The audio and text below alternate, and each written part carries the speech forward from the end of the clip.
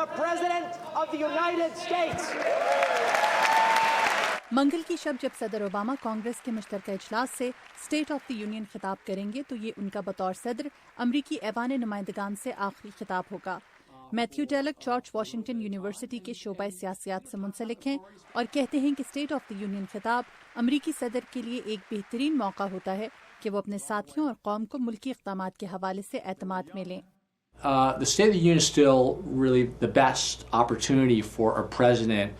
State of the union کے ذریعے امریکی صدر کو اپنا ایجنڈا سامنے رکھنے اور قومی بحث کے آغاز کا موقع ملتا ہے۔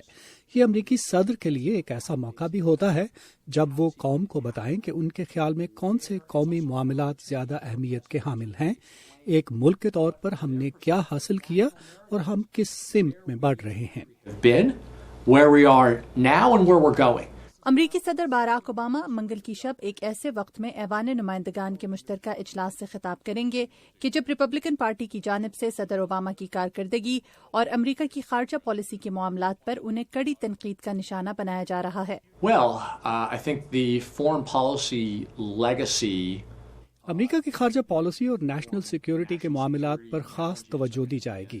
صدر اوباما خارجہ پالیسی کے معاملات کے حوالے سے بہت متحرک ہیں، خاص کر اپنی دوسری مدت صدارت میں۔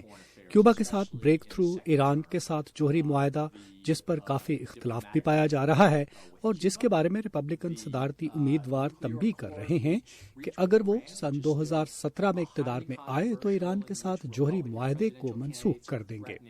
to unwind if they take the Oval Office in 2017.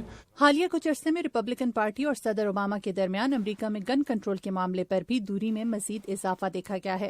صدر اوباما کے منگل کے روز اسٹیٹ آف دی یونین خطاب کے دوران گن وائلنس کے باعث جان گنوانے والوں کی یاد میں ایک خالی کرسی بطور علامت بھی رکھی جائے گی۔ مدیحہ انور، اردو VOA، واشنگٹن۔